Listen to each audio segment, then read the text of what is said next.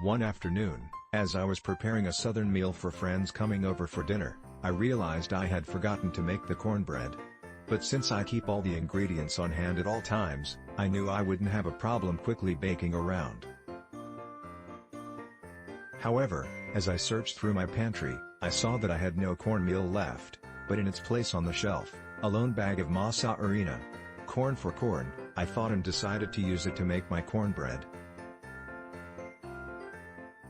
The recipe, my grandmother's, which I have made countless times in my life, made with Masa harina, produced a cornbread that was distinctly different from what I was used to but was equally delicious.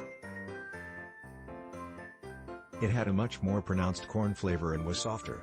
It was one of those small experiments that turned out to be a much bigger deal in hindsight. The happenstance of its creation opened my mind to what cornbread could be.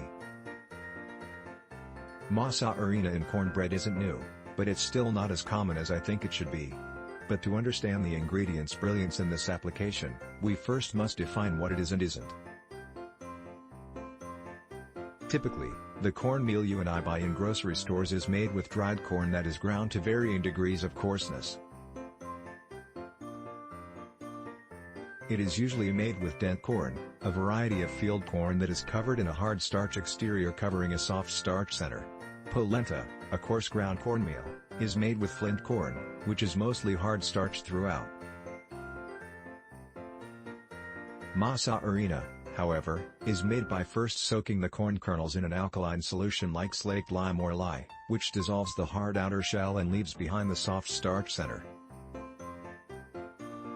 This center is then ground fine and dried to produce the Masa harina. The soaking step makes the corn more easily digestible, but it also has the added benefit of making the corn taste more, well, corny. Masa harina's softer and finer texture is precisely why it's suited for making doughs for tortillas and tamales. But it also serves to make an even more tender southern-style cornbread when used in place of coarse cornmeal.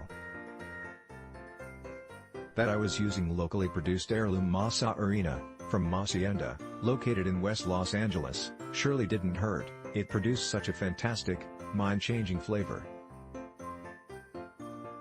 At the same time as this revelation, my partner and I were battling, as is our perennial predilection, over whether to add sugar to cornbread. I grew up in a household that didn't use it, and our cornbread was flatter and had a crunchy bottom. My partner, however, grew up with Jiffy cornbread mix and, thus, prefers a sweeter, cakier texture. If you're from the South, you may know that the sweet versus unsweet cornbread debate has drawn almost exclusively along racial lines. In her award-winning 2017 Charlotte Observer article "Why Does Sugar and Cornbread Divide Races in the South?", author Kathleen Purvis writes, "Until early in the 20th century, Southern cornmeal was made with sweeter white corn and it was water ground.